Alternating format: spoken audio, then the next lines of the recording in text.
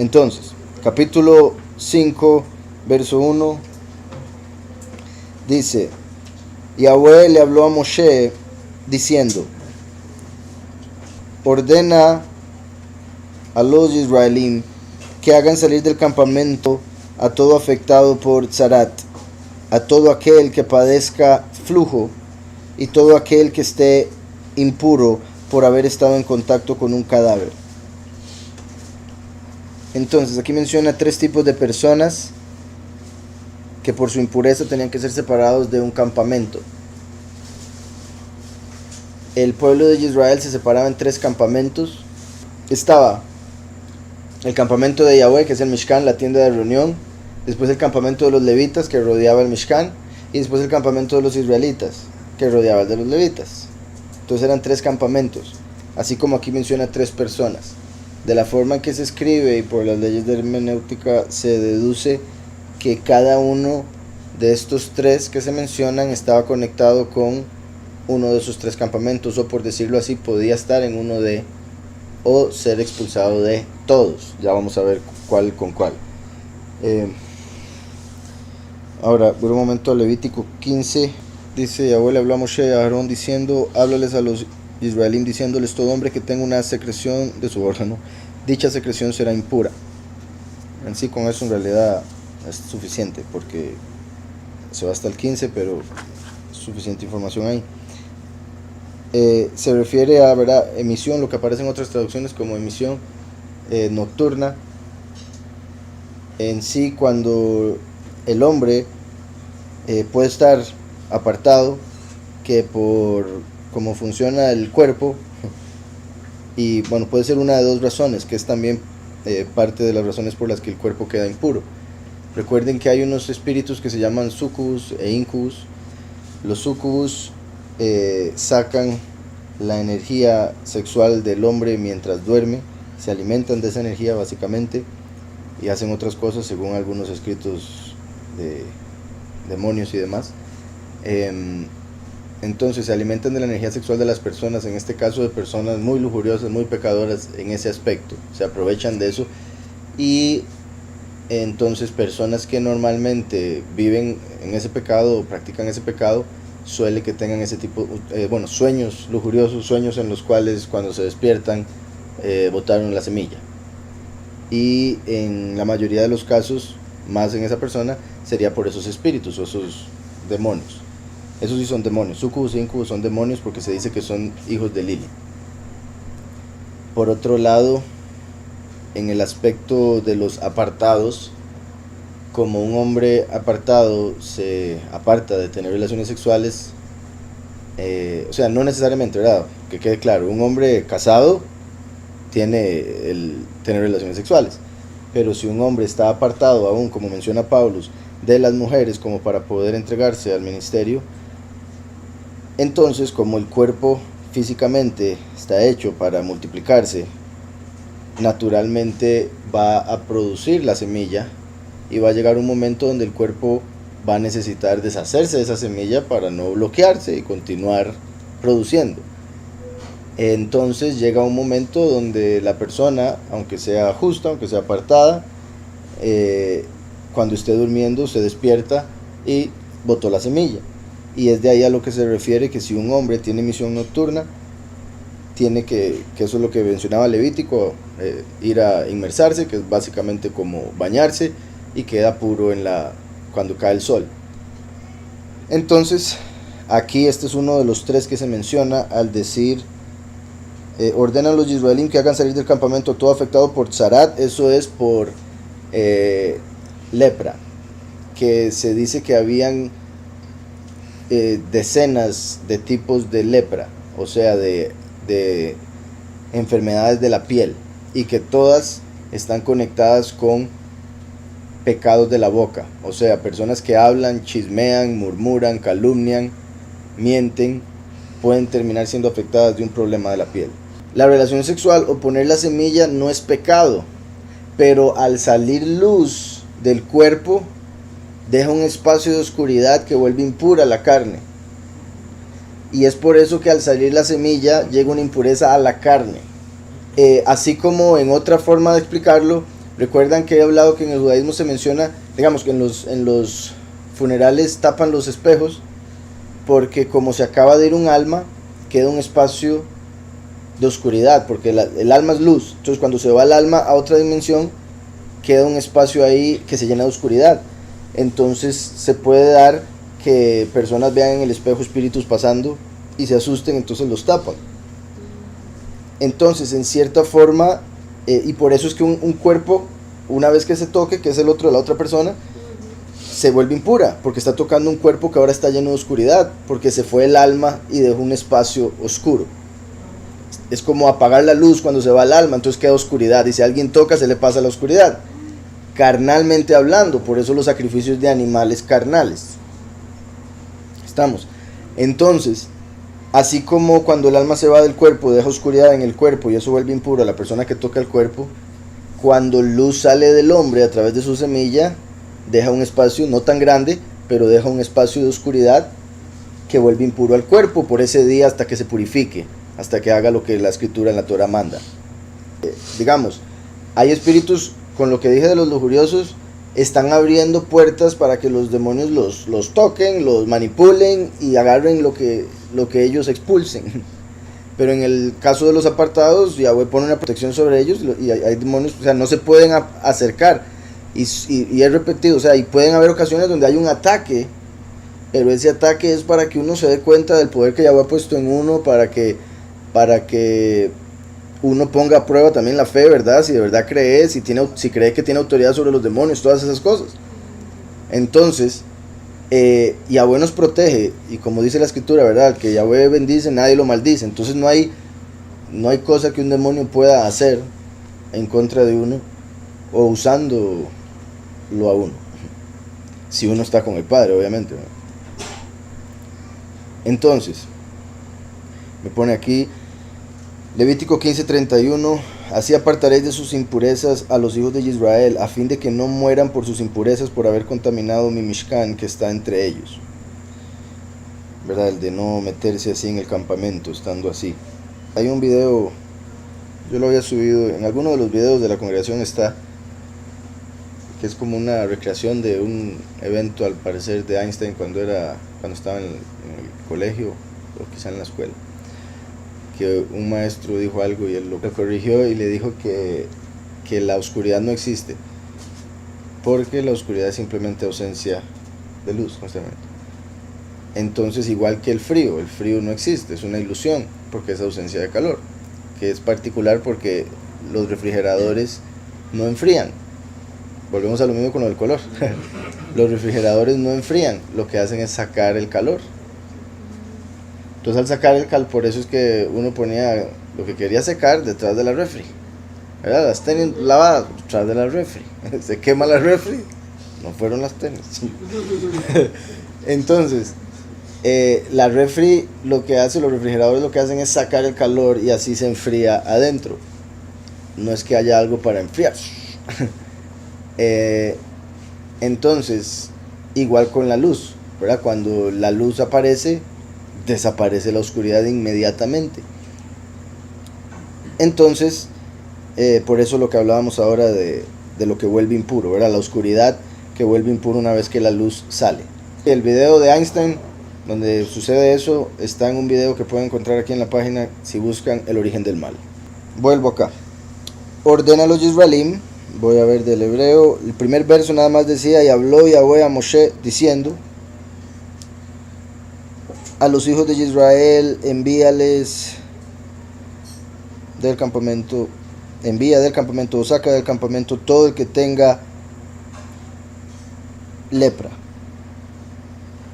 Como dije, la lepra normalmente uno la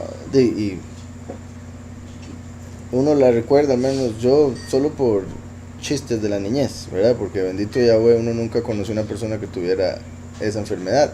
Aunque se dice que hoy en día ya han salido algunos en el mundo, como que ha vuelto a resurgir.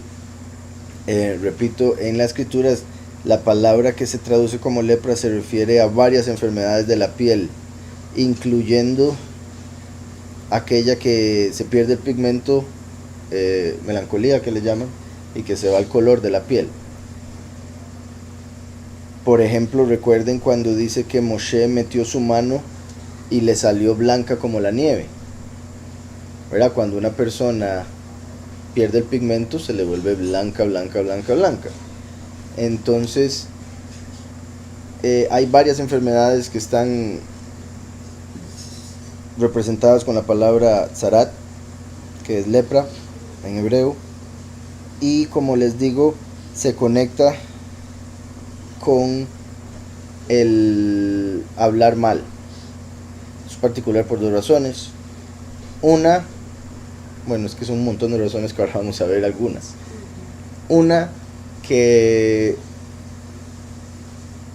Moshe, la primera señal que se le dio para que lo reconocieran como el enviado de Yahweh fue que la vara se convirtió en serpiente. La vara es la autoridad de Yahweh, que es Mashiach. Mashiach, valor numérico 358, bajó a la tierra 358, que es también el valor numérico de Nahash, serpiente. Entonces Mashiach bajó a la tierra con carne a semejanza de pecado, como dice la escritura, y se tragó con su sacrificio a los satanes del mundo, ¿verdad? Las varas de los egipcios, de los brujos egipcios. La segunda señal que le dio Yahweh a Moshe para que lo reconocieran fue la de meter su mano en el seno, sacarla y le salía leprosa. Y esa es una señal particular porque uno diría, padre, ¿no me puedes poner una señal un poco más bonita, más digna? O sea, como de lo hizo leproso. Y según la escritura es el leproso que salga afuera de todos los 3 campamentos. El leproso que tenga que andar diciendo, soy impuro, para que la gente le ande de lejos. Puro hoy en día el que anda con la mascarilla o sin la mascarilla. Entonces, el que lo haya hecho leproso es muy particular. Y la lepra tiene que ver con la forma en que se habla. Porque recuerden que a Miriam y a Aarón, bueno, a Aarón casi le da, pero Yahweh lo guardó por ser el Cohen Gadol. Pero a Miriam le dio lepra por hablar con Aarón de Moshe. Es decir, usted sabía que Moshe no se acuesta con Séfora. Usted sabía que estuvo con una negrita, la Cushita. Usted sabía, ese hombre Moshe, yo no sé. Y era el hermano, ¿verdad? Entonces, en sí, hay 2 teorías, 2 opiniones, que fueron las 2 que acabo de mencionar. Una que fue porque se puso a hablar de Moshe por haberse casado con una Cushita, como lo vemos en el libro de Yashar. Y la otra es que se puso a hablar con Aarón de Moshe porque Séfora llegó un día a donde Miriam, un poco triste y desarreglada, y Miriam le preguntó que por qué estaba así. Él dice, es que por si ya Moshe ni me toca. Y le dice, ¿cómo que Moshe con usted no tiene nada? Y le dice, sí, no es que él dice que se tiene que apartar para el padre, entonces ni me toca, entonces yo para qué me voy a arreglar. Y ella dice, no, pero ¿cómo? Si el sumo sacerdote Aarón sí se acuesta con su mujer, y mi esposo que también es apartado, y yo soy profeta, sí se acuesta, sí nos acostamos. ¿Qué se cree Moshe? Como para decir que él no. Entonces por esa conversación le dio lepra. Y Moshe oró hasta que le quitaron la lepra, y bendito Yahweh, le quitaron la lepra a Miriam. Entonces de ahí y otras cosas que vemos en la escritura se ve la conexión entre hablar mal, hablar de alguien, chismear y un problema en la piel. Y ese problema en la piel, repito, hacía que la gente lo viera como, uy, ve, ahí está bien, esa persona, aléjese. Que eso también es algo que sucede con las personas chismosas, ¿verdad? Cuando uno sabe que una persona anda así o es habladora, uno la evita. Uno mejor no, porque después quién sabe qué empieza. Entonces, con lo de Moshe es particular porque se puede tomar una de las interpretaciones judías que toman, como por ejemplo el que Moshe dijo, es que no me van a creer los israelitas que usted me envió. Y Yahweh dijo, ¿por qué usted llama a los israelitas mis hijos que yo escogí faltos de fe? Si son descendientes de Abraham, el padre de la fe. Por haber hablado mal de ellos, la señal va a ser que te vas a hacer leproso. Y eso representa el último viniendo como hijo pródigo, en la apostasía, invocando los nombres que no son. y después siendo visto como leproso por el mundo entero, porque el mundo entero lo odia y lo quiere lejos hasta que lo matan. ¿Sí me explico? El mundo lo va a ver como leproso porque viene como ladrón en la noche. Espiritualmente nació como leproso, como Moshe dio la señal de ser la mano leprosa, como el último es la mano de Yahweh, pero viene como leproso porque con su boca invoca los nombres que no son.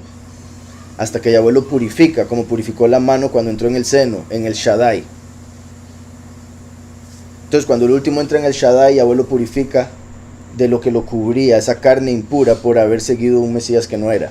Pero al creer en Yahushua, que es la carne viva, se cubre de Mashiach, entonces cambia de carne. ¿Está claro? Entonces por eso la señal de Moshe, de la mano. Además de la vara, el que la vara se convirtiera en serpiente. Porque recuerdan que Moshe, cuando la vara se convirtió en serpiente, Moshe salió corriendo. No debió salir corriendo si él no tuviese pecado. Y ese era el pecado que había acusado a los israelíes de no creer. Entonces cuando Yahweh le dijo, ¿dónde está tu vara?, le estaba dando a entender, usted merece un castiguito.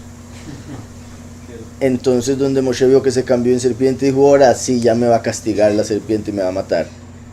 Y salió corriendo, pero Yahweh le dijo, espere, agárrela de la cola. Entonces ahí se ve que él reconoció que había pecado con las cosas que dijo. Y lo de la lepra, la conexión de hablar mal con lepra, igual que, como he dicho, la idolatría conectado con la homosexualidad, como lo vemos en Romanos 1. Mi punto es que cada pecado lleva a un problema físico o mental. Decía después, de todo el que tenga lepra, y dice, y todo el que tenga emisión, y todo el impuro por alma. Eso es particular porque literalmente dice impuro por alma, como si hubiera quedado impuro por el alma de alguien, pero en realidad se refiere a tocar el cuerpo. Entonces el punto es, queda impuro porque el alma ya se fue de ese cuerpo, que era el punto que daba a entender ahora, de que cuando la luz se va, queda oscuridad en el cuerpo, entonces el que toca el cuerpo queda impuro. Entonces por eso lo pone así, queda impuro por el alma que se apartó de ese cuerpo y por eso murió. También a mí me parece particular que Nefesh, ¿verdad?, termina en Esh, la pronunciación con una Shin, y Esh es fuego. Entonces el Nefesh es como una llama de fuego, y por eso cuando se va queda oscuridad. Entonces dice el verso 3, así sea hombre o mujer, deberán hacerlo salir del campamento para que no impurifiquen, dice aquí, sus campamentos. Vean que dice, deberán hacerlo salir del campamento, singular, para que no vuelvan impuros sus campamentos, plural. Entonces, como dije, habían 3 campamentos, está mencionando 3 personas. Se deduce con otras partes de la escritura que el leproso había que apartarlo de los 3 campamentos. Entonces de ahí se deduce también que a 2 de los que quedan los apartan de un campamento y al otro de 2 campamentos. Entonces el levita quedaba completamente fuera. Vamos a ver si me estoy adelantando, espero que no. Por si algo, también hay algo importante mencionar aquí, que estamos viendo algo que Yahweh está diciéndole a Moshe y Aarón para el Mishkan. Según lo que vimos en los capítulos anteriores, lo del censo empezó un segundo mes del año, pero el Mishkan fue levantado el primer día del primer mes. Entonces se deduce por eso y otros versos que este capítulo 5 sucedió, lo que le está hablando Yahweh sucedió el primer día del primer mes, porque no se puede decir que hubo un mes entero que Moshe y Aarón no sabían que los leprosos podían entrar, o no podían entrar más bien, y esas cosas, ¿verdad? Él tenía que saber todas estas leyes una vez o antes que se haya levantado el Mishkan para ponerlas por obra. Entonces, otra cosa que era lo de los 3 campos. Dice por acá, habían 3 campamentos el que estaba dentro de el Mishkan, en pocas palabras, que es el campo de la presencia celestial, o sea, la Shekinah, el campamento de los levitas alrededor del Mishkan, que es el campo levita, dice, y el de las tribus que estaban en las 4 direcciones, que es el campo israelita. Ahora bien, el que tiene lepra es enviado fuera de todos los campamentos, no puede estar ni siquiera en el de los israelitas, que es como, esto es importante también que lo vayamos viendo de una vez. El campamento de la presencia celestial viene representando la presencia que van a poder disfrutar los 144,000. El campamento de los levitas viene siendo el campamento de los muchos, el sacerdocio terrenal. Y el campamento de las tribus representa a las naciones, que van a estar separadas en los 4 ángulos de la tierra, como las 4 direcciones. ¿Estamos? Entonces, fuera de los 3 campamentos quiere decir lago de fuego, quiere decir estar completamente fuera. El leproso quedaba fuera de todo porque representa el que se va a presentar al juicio final con su propia carne, o sea, con todos sus pecados a la vista, en vergüenza, desnudo de Mashiach. Mientras que los que no tienen lepra son los que Mashiach los defiende por una u otra razón. Los de las naciones porque el corazón de esas personas los defendió en juicio de que amaban al prójimo como a sí mismos. A los muchos porque murieron creyendo que Mashiach murió por ellos. Y a los pocos porque creyeron en la primera y la segunda venida y pusieron por obra lo que él mandó. Entonces, los que tienen lepra representan los que van a ir al juicio final mostrando todos sus pecados en su carne, mientras que el resto Yahushua los defiende, los cubre. ¿Está claro? Entonces decía después, aquel que tiene emisión, que en hebreo es Sav, Zain Bet, dice, le es permitido estar en el campo israelita, pero es enviado fuera de los 2 campos, el celestial y el levita.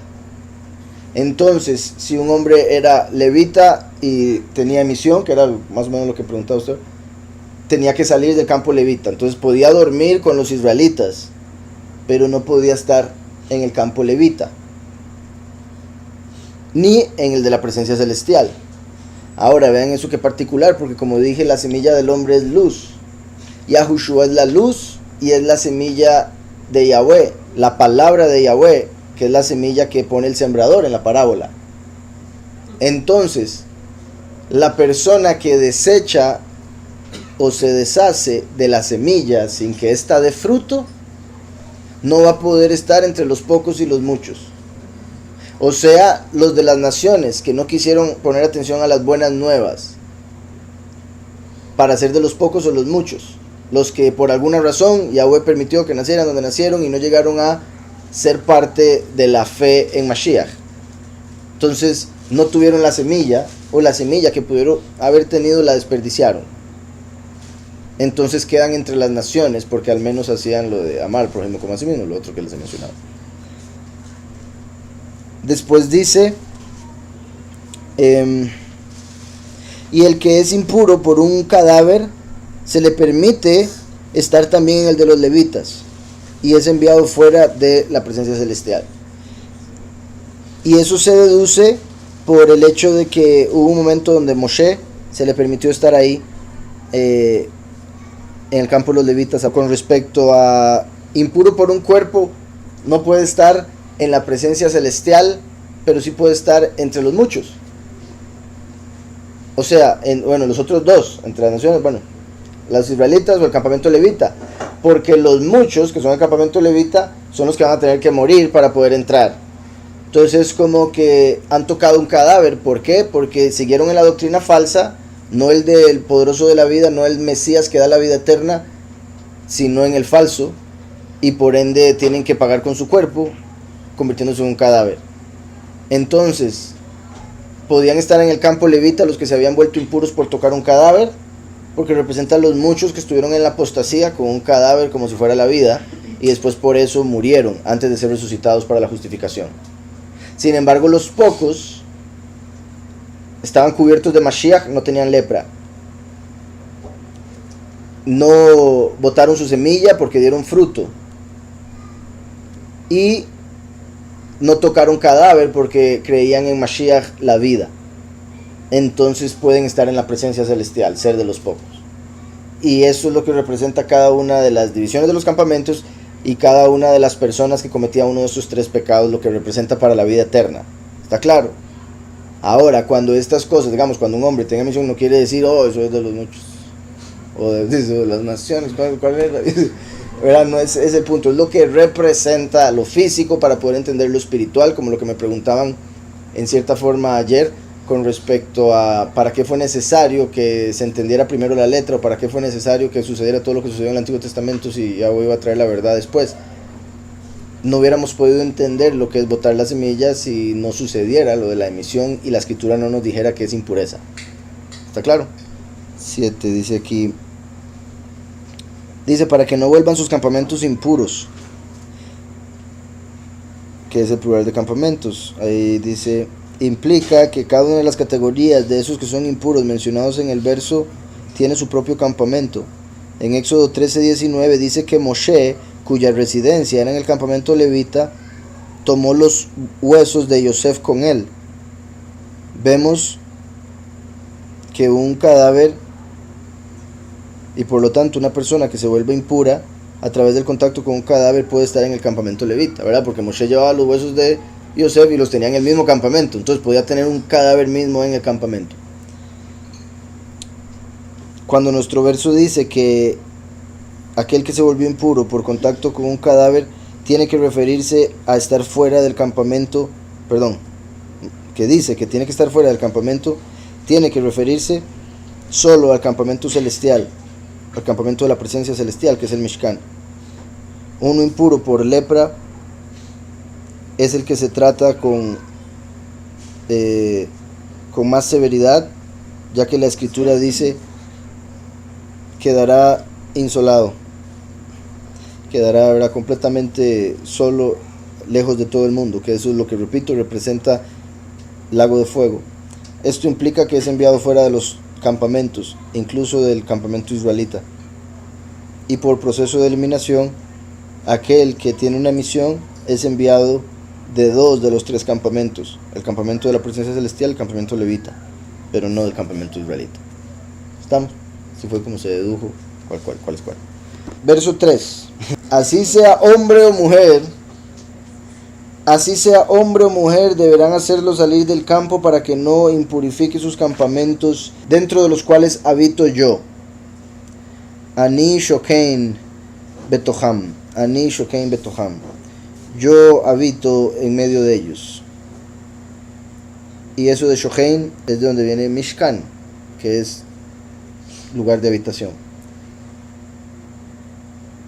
Dice, y así hicieron los Yisraelim, hicieron salir del campamento, tal como Yahweh le ordenó a Moshe, exactamente así hicieron los Yisraelim. Dice, y Yahweh le habló a Moshe, diciendo, transmíteles a los Yisraelim, diles, bueno, en hebreo diría, y habló Yahweh a Moshe, diciendo, háblales a los hijos de Israel, el hombre o la mujer que haga de toda impureza, que el hombre, un hombre o una mujer que cometa alguna transgresión o impureza contra su prójimo, obrando así deslealmente contra Yahweh y haciéndose culpable por eso, deberá confesar la falta cometida y deberá restituirle al perjudicado la suma original, más una quinta parte.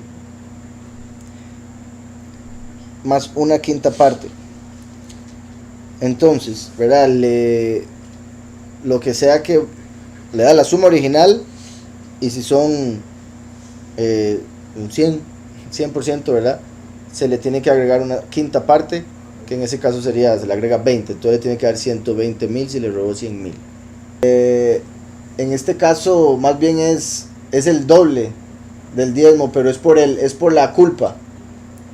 Es por la culpa de, y digo es el doble porque se está dividiendo entre menos, ¿verdad?, en 5 en vez de entre 10. Entonces es por la culpa de haber robado, que ahora tiene que pagar lo que robó y agregarle un poco más, que era similar a lo que Yosef curiosamente había pedido que trajeran de tributo al faraón después de que los compró como esclavos, ¿recuerdan? Entonces, en cierta forma, esto se podría ver como que el que roba lo que está haciendo es convirtiéndose en esclavo de aquel al que le roba, porque después le va a tener que dar tributo como si fuera un esclavo del faraón en lo que hizo Yosef. ¿Está claro eso? O sea, bueno, de hecho ahorita vamos a llegar, ahora ya que mencionó el diezmo, ahora vamos a llegar a algo que se conecta con el diezmo. Pero sí, en ese caso sería, porque esto es más allá, esto es peor, ¿verdad? Porque de fijo una persona que anda robando menos va a dar diezmo. Entonces, una persona que anda robando, digamos, más bien, me voy a una persona que da diezmo, es porque reconoce que Yahweh le da todo. Una persona que no da diezmo es porque le cuesta un poco la fe con respecto a ese punto, pero sí puede creer que Yahweh le da todo. Una persona que roba piensa que Yahweh no le da nada y por ende él se lo toma de otras personas, ¿ok? Entonces, como se atreve a hacer eso, tiene que terminar pagando el doble de una persona que simplemente da diezmo de todo lo que Yahweh le regala. O sea, arreglándolo así como más o menos me lo estabas preguntando. Espero haya quedado claro. Entonces, dice, Yahweh le habla a Moshe diciendo, transmíteles a los israelíes, diles, un hombre o una mujer que cometa alguna transgresión contra su prójimo, obrando así deslealmente contra Yahweh y haciéndose culpable, por eso deberá confesar la falta cometida y deberá restituirle al perjudicado la suma original, más una quinta parte. Voy a leer ahora sí, porque ponen 25%. La cabeza y el octavo, la cabeza y el quinto. Es como se traduce. La cabeza se refiere al original, lo que se robó, y ponen acá. Dice, cuando uno ha jurado falso, y que esto se conecta con lo que decía el hermano también, cuando uno ha jurado en falso en contra de una acusación de dinero y subsecuentemente confiesa, debe pagar el principal, que sería lo que ponen ahí como cabeza también, que es lo original, lo que se robó, el monto exacto, más un quinto a aquel a quien le hizo el daño. Si aquel al que uno le hizo el daño ha muerto, se lo tiene que pagar a sus herederos. Un hombre converso no ha tenido hijos después de su conversión, o una mujer que se ha convertido y no se ha casado ni ha dado a luz después de su conversión y no tiene, en este caso no tiene herederos, entonces se le daba al Cohen. Ahí es similar el número, pero en sí era más bien 5 veces el original. Entonces era 5 bueyes. Si eran ovejas eran un poco menos. Y lo que ahí por el daño, ¿verdad? Por todo lo que hace un buey, se le tenía que pagar tanto con respecto a bueyes si el daño era con un buey. Pero sí, se conecta lo del número 5. Recuerden que el número 5 es una letra Hey, que representa favor. Entonces, como el favor de Yahweh es que aquel que fue dañado de una manera así, se le da 5 extra, o una quinta parte, o 5 veces aquello con lo que se le hizo el daño. Entonces, de ahí el hecho que se utilice el número 5, que es la letra Hey, que es Ruach, es favor, es revelación. Como cuando se reveló el pecado, cuando confesó el pecado, tiene que dar una quinta parte, porque reveló lo que hizo y ahora Yahweh le muestra favor con el juicio. Cuando la Torah o el Talmud habla de elevar un número por un porcentaje particular, el porcentaje es dado con referencia al valor final, no al original. Esa sería la razón por la que terminaron en 25, porque 125, la quinta parte, ahora sí, es 25. Entonces se toma la quinta parte de lo que sería el resultado final del juicio y no la quinta parte del original o el principal. Por eso es que aquí pusieron nada más que era 25%. Ahora sí se entendió. Espero, porque esa era la confusión que yo hacía, estoy tan mal en matemática. Entonces decía, de esta forma la Torah nos dice, él hará restitución en su valor inicial y agregará un quinto a eso. Esto se entiende que la parte principal es dividida en 4. Por ejemplo, $100 se consideran como 4 de $25. Después una parte se le agrega, haciéndolo 125. La adición es entonces un quinto del valor final. Entonces dice, en la terminología inglés esto sería llamado, se le incrementa un cuarto. Que es lo que estábamos entendiendo ahora. 8.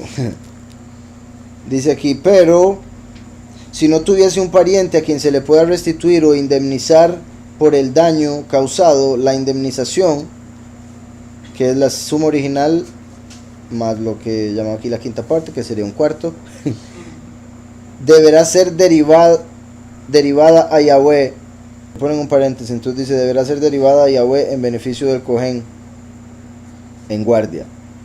Aquí hay algo particular que están obligados a explicarlo los judíos, que ponen que habían 24 guardias de Kohanim, de sacerdotes,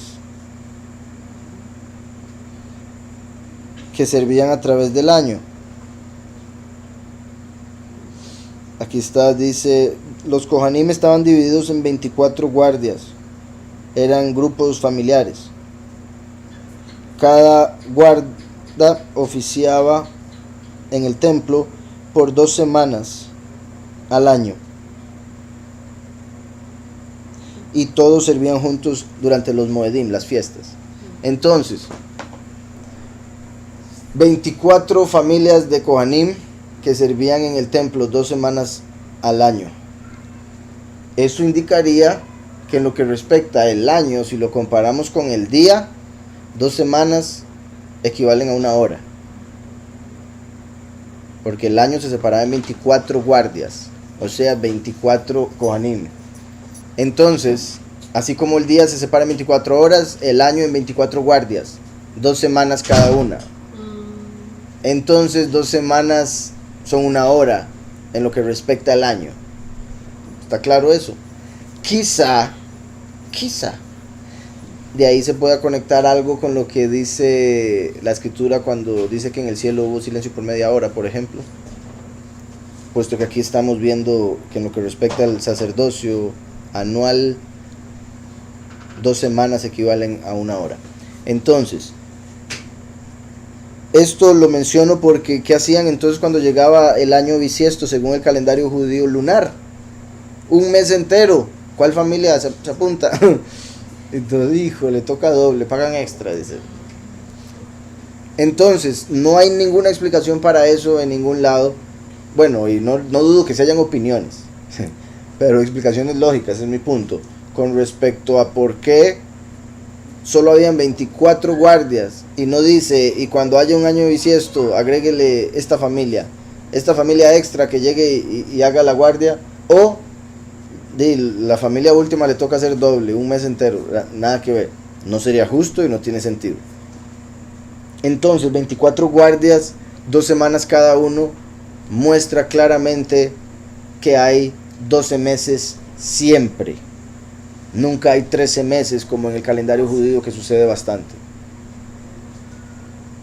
Entonces, aquí hay un comentario con respecto al verso 6, decía, un hombre o una mujer que comete alguna transgresión contra su prójimo, obrando así deslealmente contra Yahweh.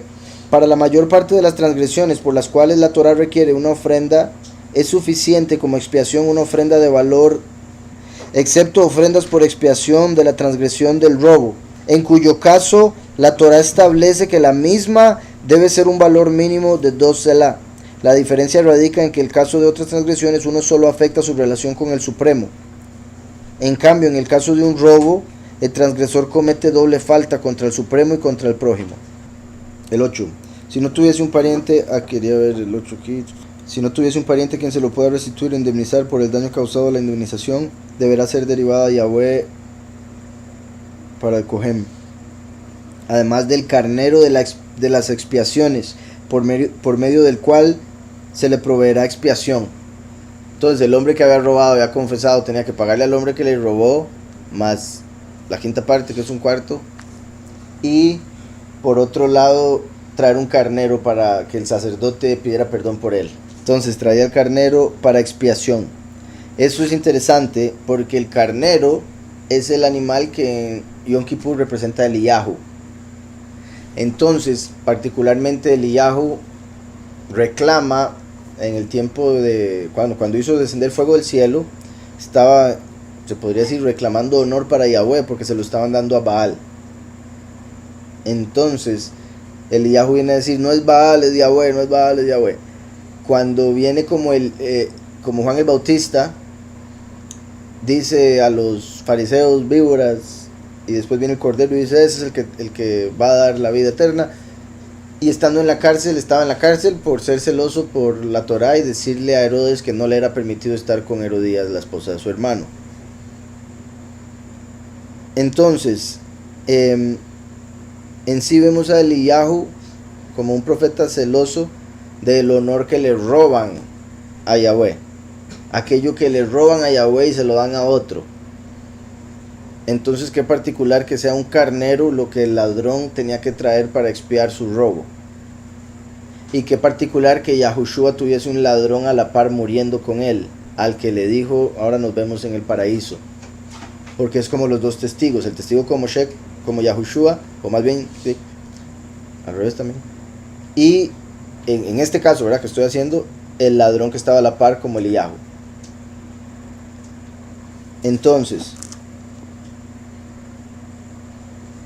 además del carnero de las expiaciones, por medio del cual se le proveerá expiación. También qué curioso que el último viene como ladrón en la noche y el último entrega al testigo como Eliyahu en Yom Kippur, que sería como un hombre trayendo un carnero para su expiación. Y viene como ladrón en la noche, ¿sí me explico? Y entrega a Eliyahu como carnero. Para Yahweh, para el Cohen. Para Yahweh, para el Cohen. Además del carnero Hakipurim, el carnero de expiaciones, que sería también como decir el carnero de Kippurim, de Purim, perdón, de Yom Kippur. Entonces ahí mismo está conectando este carnero con el carnero de Yom Kippur, pero se está refiriendo no a la fiesta de Yom Kippur, sino a la expiación de la persona que pecó con el robo. Y después dice, para que se haga expiación por él, o lo cubran a él, que es lo que representa la expiación. Dice aquí, los Kohanim se dividían en 24 guardias formadas por clanes. Cada guardia oficiaba 2 veces al año, durante una semana por vez. En las fiestas oficiaban todos juntos. La restitución debía hacerla a uno de esos Kohanim de guardia. Dice, el caso se refiere a la restitución e indemnización a un prosélito, pues no existe persona en Israel que no tenga un pariente que lo herede. En cambio, un prosélito, al adherirse al judaísmo, pierde los lazos legales con su vieja familia. Es como un recién nacido. Y, ¿verdad? Igual cuando alguien se convierte en la verdad, su familia es la verdad. Y aquí, bueno, ahora lo había leído, ¿verdad? Lo que dijo Rashid, de si tiene heredero, perdón, si no tiene heredero, se le tiene que dar al Cohen. Entonces, normalmente los conversos no tenían. Después dice, todas las ofrendas de los Yisraelim le entregan al Cohen, serán de él. Aquí ponen un paréntesis. Se refiere a las ofrendas de los bikurim, primeros frutos, las primicias. La ofrenda, bueno, lo que acabo de decir, que los Yisraelim debían llevar a los Kohanim. Pues en cuanto a las ofrendas terumá, eran los Kohanim quienes iban granero por granero solicitando su parte. Entonces, el punto ahí que se refería a las que había que traer a los Kohanim, eran las primicias, que esa era parte del mandamiento del día de Bikurim, lo cual es particular también porque recordemos que en Bikurim fue cuando Yahushua ascendió al Padre. Decía aquí, pues en cuanto a las ofrendas terumá, eran los Kohanim quienes iban granero por granero solicitando su parte. En general, el término terumá se refiere a la parte de la cosecha anual que se debe entregar a los Kohanim. En este verso específicamente, terumá significa primicias. Las primicias son los primeros frutos de la cosecha y como tales deben ser llevados a Jerusalén para ser entregados al Cohen. Los primeros frutos son los que contienen la esencia más pura y concentrada. Ahora, lo que respecta a la comida, obviamente, bueno, lo que sale de la tierra, los primeros que salen son los que tienen más fuerza. Por eso eran los que se traían para Yahweh. Y en el caso de Yahushua, pues claramente todo lo puede en el Mesías que nos fortalece. Y Mashiach, siendo el que cumplió toda la Torá, se levantó con la vida eterna, con toda la fuerza, por decirlo así. Dice, y como tales deben ser entregadas a la más noble causa que los requiera. Todos tus primeros frutos, todo lo mejor que tengas, debes ponerlo al servicio de un objeto superior. Las mejores horas del día, las primicias de tu día, generalmente las horas de la mañana, dedícalas a un objetivo que te enriquezca espiritualmente, motivando paralelamente a tu entorno. Entonces, eso era todo un paréntesis del verso 9. Vuelvo al verso 9, dice, todas las ofrendas que los Israelim le entreguen al Cohen serán de él. Aquí lo interpretan también de otra manera. Cuando dice serán de él, no se refiere a las ofrendas, bueno, porque ya parecería obvio, se las dan al Cohen, son de él, ¿para qué me dice que son de él? Se interpreta que ese él se refiere a la persona que da la ofrenda, porque en ese tiempo, como era una familia la que daba durante 2 semanas, entonces la persona que traía la ofrenda podía decir, se la quiero dar a ese, o se la quiero dar a él. O sea, era de él la decisión de a quién se la daba esa ofrenda en particular. ¿Está claro? Ese era, como interpretan él, será de él, refiriéndose será su decisión a cuál Cohen se la da. Dice después el 10, en cuanto a las ofrendas que cada uno aparte será de uno, así lo traducen ahí para que no se dé esa confusión. Aquí ponen, o sea, uno podrá elegir a qué Cohen se lo entregará. Verso 10 decía, y el hombre que haga separación para él, será para él, así es como lo traducen literalmente, y el hombre que dé al Cohen, para él será. Entonces ahí es donde se interpreta eso que decía más bien, que es la propia decisión del que trae la ofrenda a cuál sacerdote se la da, para que la disfrute, porque el Cohen era el que se la comía. Y lo sorprendente, ¿verdad? Y sin ánimo, porque como yo estoy aquí al frente, me cuesta siempre hablar de estos temas bastante, pero lo interesante de eso de con Caín y Abel es que Caín traía ofrenda, simplemente lo hacía con otro corazón y traía cosas que al padre, o sea, que las daba como porque le sobraban, por decirlo así. Entonces eso es particular, no es ni siquiera alguien que no daba ofrenda. Aquí hay un par de paréntesis, dice, alegóricamente lo que uno le entrega al Cohen, lo que uno da para un objeto superior será de él, o sea, repercute en beneficio de uno mismo, transformándose en fuente generadora de riqueza material y espiritual. Entonces, eso de lo que le traiga el Cohen será de él, como dije, se interpreta como será su decisión a quién se lo da, pero en sentido espiritual lo que quiere decir es, lo que usted le da al Cohen es suyo. ¿En qué sentido? En que Yahweh se lo devuelve con prosperidad, con bendición. Lo que usted le dé al Cohen hace que Yahweh lo bendiga a usted. Ese es el punto. Y ahora vamos a ver otra conexión con lo que sigue a continuación.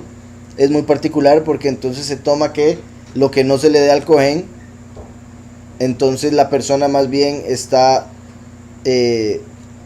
dando la prosperidad que Yahweh le quería dar, o rechazándola, en el sentido de que el que no le da al Cohen termina recibiendo menos en su campo, en su vida y demás. Aquí hay varios comentarios. Dice, en cuanto a las ofrendas que cada uno aparte serán de uno. En una oportunidad alguien osó consultarle al célebre acaudalado Rothschild. Oiga usted a quien mencionaron aquí. Dice, en una oportunidad alguien osó consultarle al célebre acaudalado Rothschild a cuánto ascendía su fortuna, y él respondió citando este verso, en cuanto a lo que uno aparte será de uno. La única riqueza que uno puede considerar genuinamente suya, dijo, es la que aparta objetivos apartados o puros, ¿verdad? Y uno, ¿ah? Como la caridad o la difusión de la Torá. Nadie podrá quitarle a uno lo que haya destinado a tales propósitos. En cambio, con respecto al resto de su fortuna, ¿quién puede asegurar lo mismo? Ok, habría que ver cuál Rothschild, ¿verdad? Y otros detalles. Pero bueno, si quitamos el nombre Rothschild, tiene sentido lo que está diciendo. La única riqueza que uno puede considerar genuinamente suya, dijo, es la que uno aparta para objetivos apartados. Aquí en este caso se podría interpretar que él está diciendo lo que hacen muchos adinerados judíos y algunos no judíos, que dan plata para sinagogas y cosas así, según ellos, para asegurarse de tener un espacio una vez que mueran. O sea, dicen, entonces yo doy para una sinagoga, esta gente ora por mí, cuando yo me muero voy directo al cielo. Así es como lo ven. Entonces él ahí podría ser dando a entender eso. No, hombre, aquí a mí lo que me vale es todo lo que le he dado a esta gente para que hagan sinagogas, hagan esto y hagan lo otro, porque eso es lo que voy a llevarme para el otro lado. Sería básicamente el punto. Entonces, después decía, es la que aparta para objetivos puros, como la caridad o la difusión de la Torá. Caridad o la difusión de la Torá. Nadie podrá quitarle a uno lo que haya destinado a tales propósitos, ¿verdad? Porque Yahweh es el que se lo paga, Yahweh es el que tiene todo contado. En cambio, con respecto al resto de su fortuna, ¿quién puede asegurar lo mismo? ¿Verdad? Todo lo que las personas tienen puede desaparecer de un día para otro. Repito, me gustaría saber cuál Rothschild fue, pero bueno. Dice aquí, verso 7, con respecto al verso 7, deberá confesar la falta y deberá hacer restitución. Textualmente expresa el verso, deberán confesar la falta y deberá hacer restitución. Cuando se refiere a confesar la falta se expresa en plural. En cambio, cuando se refiere a efectivizar la restitución lo hace en singular. Porque en cuanto a confesar las transgresiones verbalmente, son muchos los que están dispuestos a llenar sus bocas de palabras de pesar por sus actos del pasado, ¿verdad? Decir, uy, sí, me siento malísimo. Pero en cuanto a pasar de la teoría a la acción concreta de hacer restitución y reparar el daño causado, ya no todos están dispuestos a hacerlo. El plural deviene singular. Entonces deberán confesar la falta, porque para confesar la falta muchos tienen un montón de palabras que decir, de que les duele y esto. Pero deberá pagar en singular, porque pocos llegan a la acción de verdaderamente estar dispuestos a pagar por la falta, ¿verdad? Por decirlo así, decir las cosas es muy fácil, pero ya actuar es otra cosa. Como la fe sin obras está muerta. Después también con respecto a ese mismo verso dice, confesar al Supremo las faltas cometidas es una condición primordial en la Teshuvá. Pero ¿por qué la Torá menciona el concepto de confesión específicamente en relación con la transgresión del robo? La confesión es un elemento necesario para reparar todas las transgresiones. Porque en verdad cualquier falta que uno cometa tiene un matiz de robo. Porque desviar de su objetivo original el potencial con el que el Supremo lo dotó a uno y desafiar su voluntad en vez de canalizar ese potencial en la dirección de la trascendencia espiritual equivale a robar. Que era más o menos lo que hablaba ahora con respecto a robar la estima de Yahweh, robarle el crédito, robarle el honor a una persona, hablar mal de esa persona, etcétera, etcétera. Curiosamente, estos, los Rothschild, ¿verdad? Porque también lo mencioné, no sé a cuál se referirá, me imagino que a David, por la forma que lo pusieron y porque es casi que dueño de Israel. Los Rothschild tienen el nombre, lo ponían como los del escudo rojo, ¿verdad? Roth, el rojo, y Shield, de Shield, pero también algunos lo traducirían como el hijo rojo. Los dos están conectados porque son descendientes de Esaú, en realidad, de Edom. Entonces por eso rojo, el hijo rojo es Edom, Esaú. Llegaron a después decir ser judíos, hicieron unos cuantos bancos y llegaron a controlar casi que todo el mundo. Entonces dice después, voy a ver el 10 aquí rápidamente, y el hombre que aparte para él será, o el hombre que haga separación, como refiriéndose a la ofrenda, para él será. Y el hombre que lo dé para el Cohen, para él será.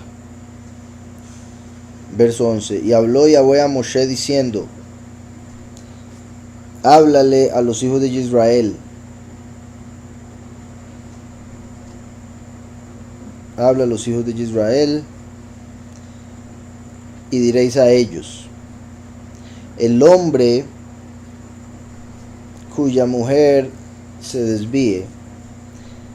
Aquí cuando dice el hombre dice ish ish, y o sea repite la palabra hombre 2 veces, ish ish.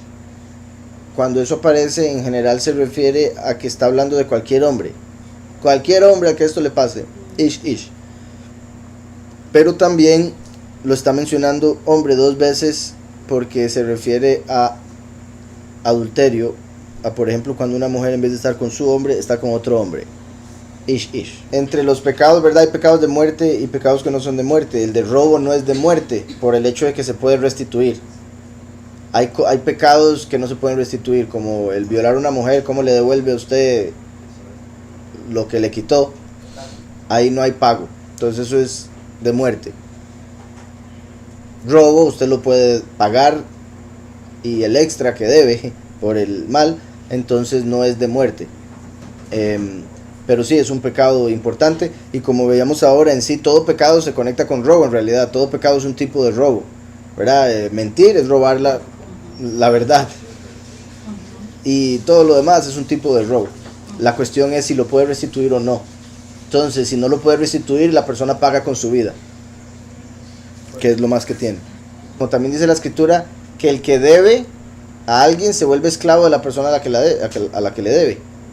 Entonces, por eso también la conexión que hice ahora con el que roba está, sin saberlo, queriendo ser esclavo de la persona a la que le robó. Entonces, con ese pago se está mostrando eso. O sea, es esa conexión de esclavo y repito, es que está pagando, está restituyendo algo, mientras que cuando Yahweh habla de prestar, está hablando de ayudar a alguien. Entonces si usted quiere ayudar a alguien, no le pida intereses, porque eso no es ayuda, eso es negocio, y no es un negocio que Yahweh apruebe, porque la persona que está pidiendo es porque tiene necesidad, y usted le va a pedir algo extra, le está destruyendo la vida sin saberlo la persona que le pide, pensando que de fijo le va a poder pagar. Y mientras que en robo, la persona le quiere hacer un daño a la persona que le quitó, entonces Yahweh le dice: no, usted tiene que darle algo extra.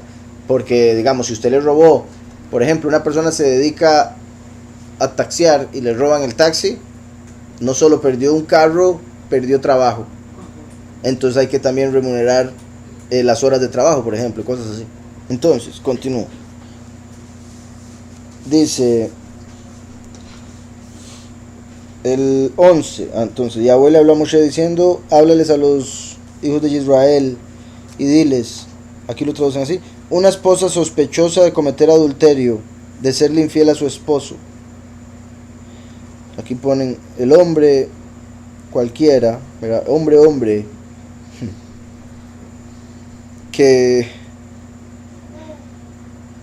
bueno, cuando se aleje o se desvíe del camino su esposa y cometa pecado, o bueno, sea infiel básicamente, dice contra él, y se acueste un hombre con ella. Entonces, si un hombre, aquí lo traducen así, si un hombre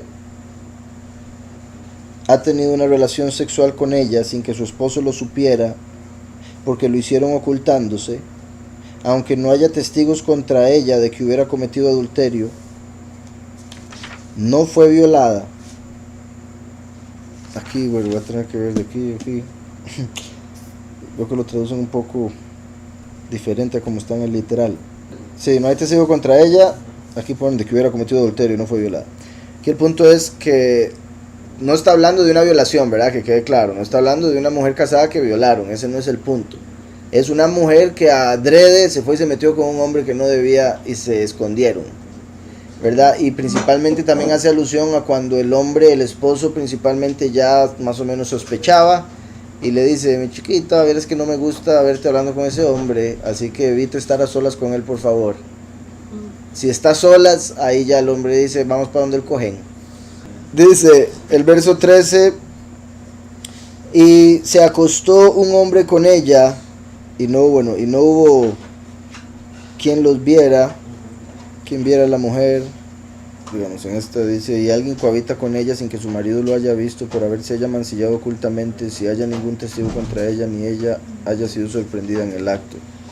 Es que, digamos, aquí hay una palabra que se podría traducir como y se acueste con semilla o para semilla, ¿verdad? Entonces como que se acuestan y tras de eso pone el hombre la semilla en ella, ¿verdad? Dice: y no hay ojos que la vean. El punto es que si es sorprendida en el acto o hay testigos contra ella, no hay que hacer esto. Si es sorprendida en el acto, hay divorcio. Punto. Ahora, punto, a menos de que la pareja esté dispuesta a perdonar. Porque recuerden que a Yahushua le preguntaron los saduceos, hay una pregunta hipotética por la falta por ellos no creer en la resurrección de los muertos, acerca de si una mujer se había casado con 7 hombres, con cuál hombre iba a estar en la otra vida. Entonces Yahushua le dijo que decían eso porque no entendían la escritura. Y bueno, eso lo estoy conectando con otra cosa también. Después, cuando le preguntan acerca del divorcio, de que Yahushua dice que el divorcio Yahweh se lo dio a Moshe por la dureza del corazón del hombre. Entonces, el mandamiento de divorcio, el mandamiento de repudiar a la mujer, enviarla lejos, no es un mandamiento que viene de Yahweh, viene de Moshe, porque el corazón del hombre de piedra, la carne, para el corazón del hombre es imposible perdonar una infidelidad. Solo el amor celestial puede perdonar una infidelidad. Entonces, por la dureza del corazón, por la dureza de la carne, es que Moshe tuvo que dejar el mandamiento de divorcio. Pero la voluntad de Yahweh es que no haya divorcio. Obviamente la voluntad de Yahweh primera es que no haya adulterio. Ok, esa es la primera. Porque el otro está, perdone. La idea es que no haya adulterio. Pero el amor debe ir a tal punto de poder perdonar incluso eso, si es amor celestial. Pero como el amor celestial no todo el mundo lo tiene, por eso la Torah dejó el divorcio como la forma de arreglar esa situación. Porque recuerden también, Yahushua dijo que el divorcio solo es solo es opción cuando hay adulterio. O sea, la única razón para divorcio es adulterio. Y ya hemos hablado, ¿verdad? Hay 2 tipos de adulterio, físico y espiritual, pero adulterio. Tristemente la infidelidad es muy común, y más para gente que no está en el Padre. O sea, mucho más para gente que no está en el Padre. Y recuerden que la infidelidad, o sea, lo que una persona puede sentir cuando se le es infiel, es lo que siente Yahweh cuando uno anda en tonteras, cuando uno anda con la falsa doctrina, cuando uno anda mintiendo, cuando uno anda chismeando, etcétera, etcétera. Yahweh está, me tiene malo, celoso, andando con la mentira. A Yahweh no le gusta la división, por eso es que el divorcio fue un mandamiento dado por necesidad. O sea, no es como no, como lo que he dicho, voluntad permisiva, voluntad perfecta. La voluntad perfecta es que el matrimonio sea para siempre, pero como Yahweh permite, da libre albedrío, hay gente que adultera y hay gente que no puede perdonar eso, entonces permite el divorcio. Pero su voluntad perfecta sería la unión.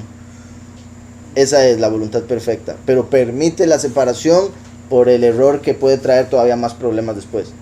Entonces dice,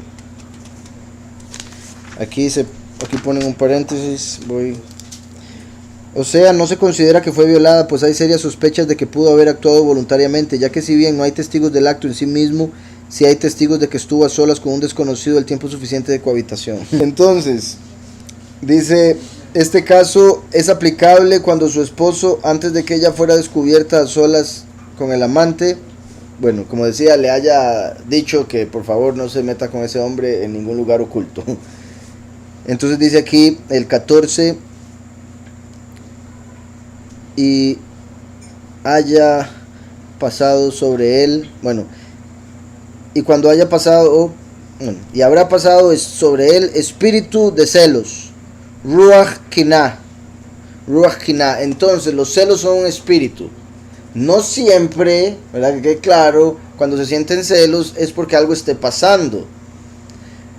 Pero en este caso, para eso se hacía esta situación en sí, este ritual era para esto. Porque hay gente que es celosa por inseguridad. Y hay gente que es celosa porque sí ve cosas, ¿verdad? O sea, que sí, tampoco es...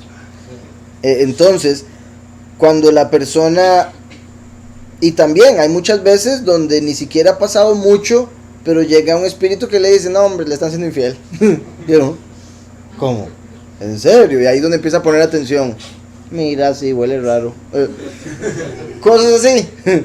Entonces, es un espíritu que viene y le dice, tenga celos. Le empieza a hacer sentir celos. Pero vuelvo y repito, no quiere decir que siempre que llegue ese espíritu es porque la persona está siendo infiel. También puede ser un espíritu negativo para simplemente traer división, que venga de, repito, la inseguridad de la persona, de decir, uy, no, es que yo no soy suficiente y debe andarse buscando otra persona. ¿De verdad que andas buscando? ¿Verdad? Yo sé que sí, ya lo tenés. O la tenés. Entonces, hay varias razones por las que un espíritu de celos puede venir a hablarle a una persona, influenciarla, ¿verdad? Y todo el mundo ha sentido celos en la vida en algún momento, yo me imagino, para que entiendan a qué me refiero con espíritu de celos. No es un espíritu de, uy, te están dando vuelta, ¿verdad? No es así. Entonces, dice, y pase sobre él espíritu de celos y celos hacia su mujer. Y ella, y lo estoy tratando de traducir directamente del hebreo porque me parece aquí un poco extraño como lo están traduciendo, incluyéndole palabras. Y ella se hizo impura, o pasó sobre él espíritu de celos, y su mujer, hacia su mujer, y su mujer no se hizo impura. Entonces puede ser las dos opciones, que pase el espíritu de celos y ella fue impura, o pase el espíritu de celos y no fue impura. Y ahí estamos con lo de que hay que entender eso, o sea, una sospecha. Pero recuerden, para que tanto hombres como mujeres, cuando les lleguen los celos, no lo den por un hecho. Obviamente, aquí también, y Rashid lo menciona, con el resultado de lo que sucedía, el adúltero también era afectado, solo que no se presentaba en corte, por decirlo así, pero también era afectado con el resultado. El adúltero también merece el castigo. Recuerden que lo que decía ahora con respecto a que, bueno, no lo terminé en realidad. Yahweh, vemos a través de los profetas algo muy particular, que yo creo que los judíos no les gusta reconocerlo o lo esconden o algo, pero Yahweh se divorció del pueblo, porque el pueblo se rebeló a Yahweh. Entonces Yahweh promete volverse a casar con el pueblo, con el nuevo pacto, a través de Yahushua, pagando con su sangre para limpiar las impurezas por el adulterio de la mujer, la congregación. De hecho, se me adelantó un poquitito porque esto se conecta sorprendentemente con el becerro de oro, cuando el pueblo, la mujer, se fue en adulterio o en fornicación antes de que Moshe llegara con el contrato de boda, con el contrato de matrimonio, que eran las dos tablas del pacto. Entonces, llega Moshe con las tablas y ve que el pueblo está adorando al becerro de oro y tira las tablas y dice, no, mejor que no firme el pacto, porque si no va a ser adúltera, mejor que sea fornicaria que sea adúltera. Pero eso fue un ejemplo que mostró lo que sucedió con los siglos, de que el pueblo se separó, y por eso Yahweh le dice a Jeremías, ¿sabe qué? Me divorcio. Entonces, esto se da de esta manera y se presenta a través del hombre que siente celos de que la mujer le está haciendo infiel, porque lo que está representando es Yahweh en los cielos dándose cuenta de que la congregación está siguiendo a otro, está con otro. Ese es el punto. Yahweh no es infiel, él no puede negarse a sí mismo, está escrito. Entonces, aunque la persona se vuelva infiel, él permanece fiel porque no puede negarse a sí mismo, está escrito. Por eso es que esto se hace solo con la mujer, porque él permanece fiel, y el hombre debería ser un ejemplo de Yahweh, permanecer fiel. Entonces no se espera del hombre el adulterio. ¿Está claro? Yo sé que sí son infieles los hombres, pero el punto es, ¿por qué se hizo el matrimonio? Un misterio que representa la unión del Padre con su congregación. Entonces, como el Padre permanece fiel, aquí lo que se verificaba era si la mujer había adulterado. Obviamente, vuelvo y repito, en la pareja los dos tienen que hacer todo lo posible por mantenerse siempre fieles el uno al otro, en mente y en todo, ¿verdad? En todo aspecto. Pero la escritura hace todo este evento enfocándose en la mujer, porque Yahweh, que es la cabeza, no cambia y él es fiel, no puede negarse a sí mismo, entonces permanece fiel. Por ende, la infidelidad solo puede venir de nosotros, la congregación, el pueblo, la mujer. ¿Está claro? Entonces no quiere decir las mujeres son las infieles, los hombres no quiere decir eso. Es que la escritura lo que nos muestra es la relación del Padre con su pueblo, y el Padre es fiel. Que también, que esto es parte de lo que hemos venido hablando en los últimos días en la congregación con respecto a entender la Torá según el espíritu y no según la letra, porque cuando se van por la letra se van en el machismo y dicen, no, aquí la mujer es la mala y el hombre no sé, lo dejamos por ahí porque hay. ¿Verdad? Cuando trajeron solo a la mujer para que Yahushua la apedreara según ellos. Continúo, vamos a ver. Le haya manifestado sus celos. Quizás haya cometido adulterio, o bien podría ser que él le haya expresado a ella sus celos. Quizás no haya cometido adulterio. ¿Por qué lo traduce tan raro aquí? Verso 14, lo leo de por acá. Si viene sobre él un espíritu de celos y siente celos de su mujer, habiéndose ella mancillado, o bien si viene sobre él espíritu de celos y siente celos de su mujer, aunque ella no se haya mancillado, ¿verdad? Ya lo había leído, de hecho, literal, ¿verdad? Dice el 15, en tal caso, ese hombre deberá llevar su esposa ante el Cohen. Entonces, la única razón es si no sabe qué pasó y sigue teniendo celos a lo loco y sabe que estuvo encerrada con alguien, entonces dice, la tengo que llevar al Cohen. En tal caso, ese hombre deberá llevar a su esposa ante el Cohen. También deberá llevar una ofrenda por ella. Una décima de una efa de harina de cebada. Que no derrame sobre ella aceite, ni ponga sobre ella incienso, pues es una ofrenda minjá de celos. Ofrenda minjá recordatoria para tener presente la transgresión. Entonces el verso 15 es importante por un par de aspectos. Y traerá el hombre a su mujer al Cohen, y traerá la ofrenda o el sacrificio, becarbaná, traerá su ofrenda, sobre ella una décima de cebada. Dice aquí que sería como en la espiga, sin haber sido vuelta harina aún. Vamos a ver si lo llevará a su mujer con una, presentará su ofrenda a la décima parte de una efa de harina de cebada. Sí, bueno, es no venía procesada, dame un segundo, sin haber sido, es como cuando se agarra el grano, sí se arranca de la rama, pero no se ha como movido para sacar lo que se va a utilizar para comer el hombre. Entonces, sí, grano entero, sin haber sido zarandeado, que es como lo comían los animales. La razón ahí es porque la persona que haya adulterado, que haya sido infiel, actuó como un animal.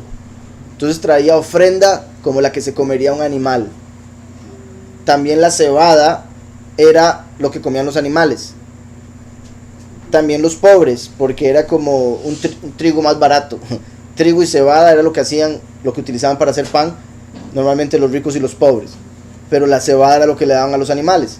Entonces trae cebada sin haber sido procesada ya para convertirse en alimento de humano. Entonces representa que era alimento de animal lo que estaban trayendo, porque fue una animalada lo que hizo la persona que fue infiel. Entonces, dice aquí, la ofrenda de cebada, alimento de animales, pues justamente se le acusa de haber cometido un acto propio de aquellos. No debía derramar aceite sobre la ofrenda, o sea, no la debía ungir, porque ese es un pecado fuerte, y no debía hacerse la ofrenda bonita, no se debía hacer la ofrenda brillante, como el aceite hace las cosas brillantes, y como el aceite para encender. No hay luz en ese pecado, porque ella pecó en la oscuridad, se escondió para pecar, entonces pecó en la oscuridad.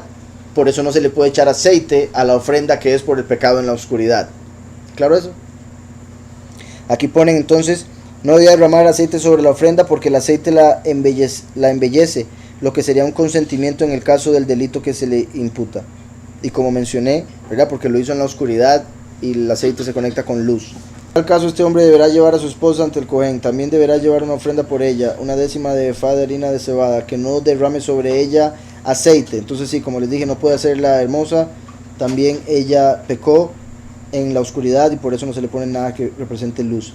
Ni ponga sobre ella incienso. Incienso representa oración y las obras de los justos. Entonces, esa no fue una obra de justo o justa. Entonces por eso no se le echa incienso.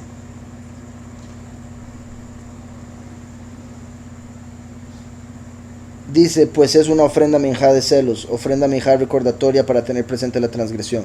Así como también, ¿verdad? El incienso es olor fragante, como lo más seguro ella se puso, un olor fragante para ir a adulterar. Dice aquí, ajá. Las matriarcas son representadas por el incienso. En Cantares, por ejemplo, cuando se habla del incienso se refiere a las matriarcas. Entonces, a diferencia de las matriarcas, ella actuó contrario a las matriarcas, por eso no se le puede echar incienso a esa ofrenda, puesto que ella no es como las matriarcas, si fue adúltera, ¿verdad? Obviamente. Entonces, como actuó diferente a las matriarcas, quienes son representadas por el incienso, no se le echa incienso a esa ofrenda.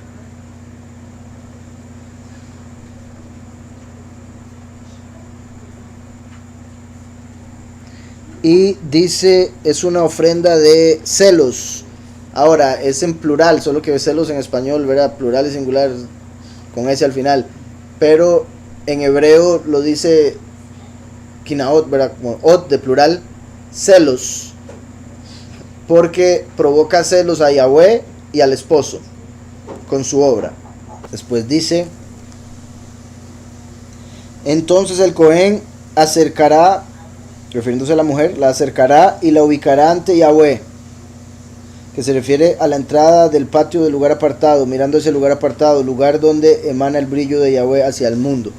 Y se decía que en esa entrada del templo era donde se sentaba la mayoría de la gente. Entonces eso también hace alusión a que la ponían en un lugar público para que le diera vergüenza. Todo esto antes del evento principal sucedía para tratar de provocar en ella la vergüenza necesaria como para que confesara el delito sin tener que beber el agua de Sotá. Entonces, y me estoy adelantando, yo sé, pero como el agua de Sotá, si ella era culpable, la terminaba matando, y Yahweh trata de que a través del juicio se le encuentre inocente, o al menos ella confiese para que no tenga que beber el agua, y por lo menos pueda seguir con la vida, divorciada pero con vida, en vez de muerta por irse con el delito escondido. Entonces, el Cohen deberá poner en un recipiente de barro agua apartada. Nada raro que de aquí mencionen, ¿verdad?, el agua bendita. Aquí el agua apartada se refiere al agua que estaba en el kior, que era como el lavabo, era la fuente de bronce. Entonces, de ahí, con solo venir de ahí ya venía purificada. Eso es particular porque el kior era hecho de bronce, como acabamos de escuchar, y el bronce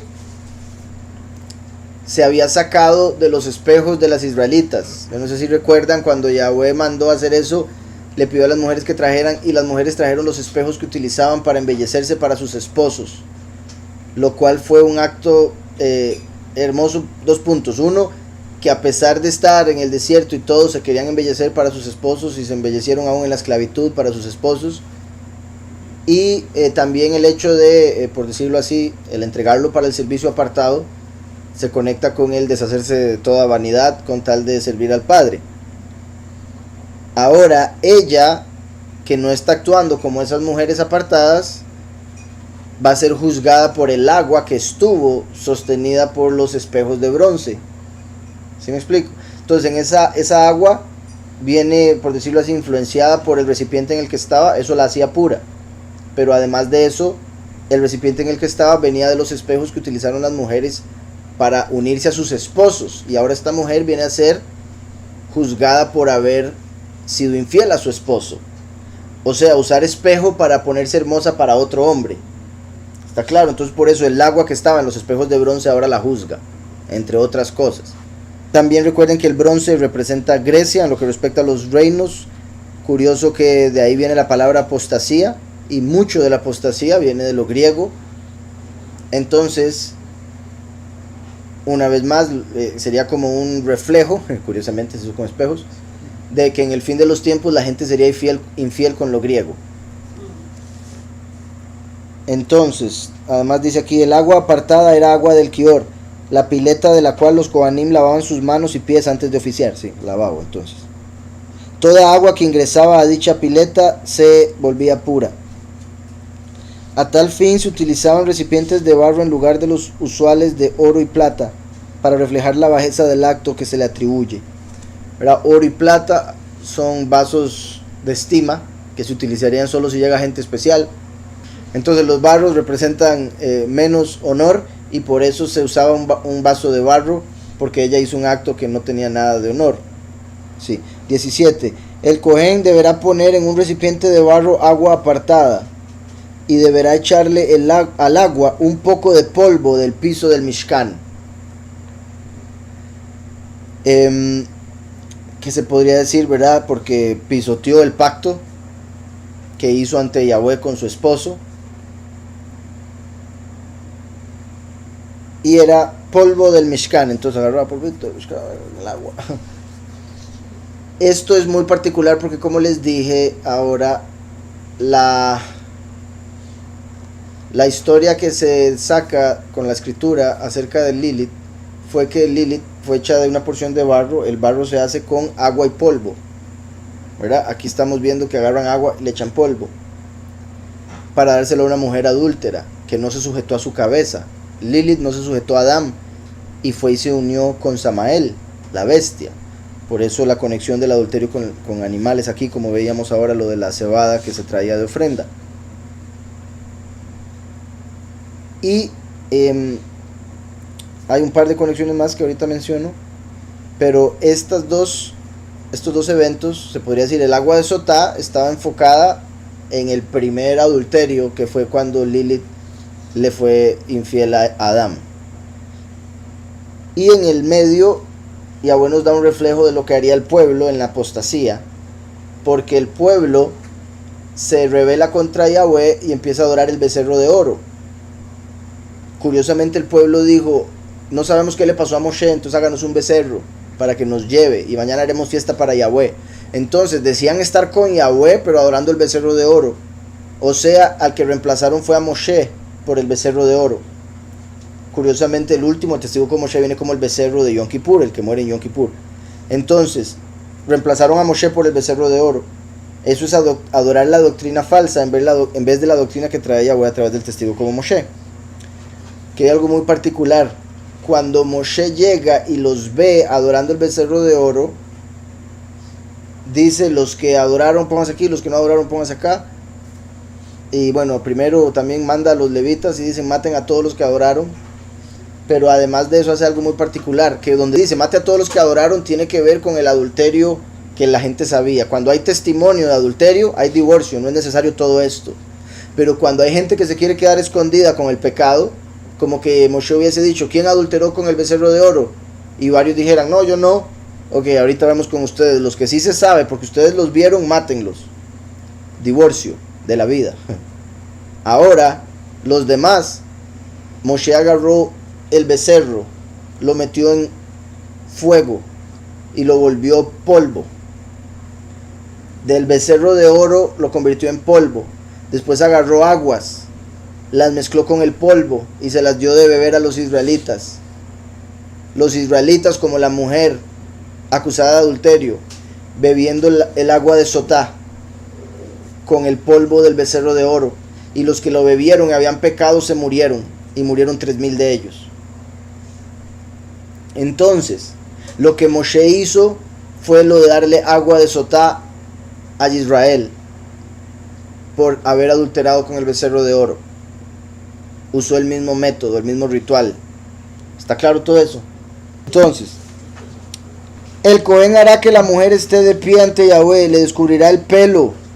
Aquí vemos también lo de la deshonra de una mujer con el pelo descubierto. en el sentido de, bueno, lo que ya hemos hablado de la mujer cubriéndose el cabello para orar y profetizar, que es lo que menciona Paulus, pero de ahí también la costumbre de que era normal que se cubrieran el pelo siempre, ¿verdad? No solo para orar y profetizar, era costumbre. Y no sé, casi que todo. Y de ahí, tristemente, que me parece a mí tan ilógico, pero bueno, yo no sé si ustedes han visto la costumbre de los judíos o las judías, por la tradición judía, de que las mujeres cuando salen a la calle se ponen una peluca. Las mujeres judías, para no mostrar su cabello en público, se ponen una peluca.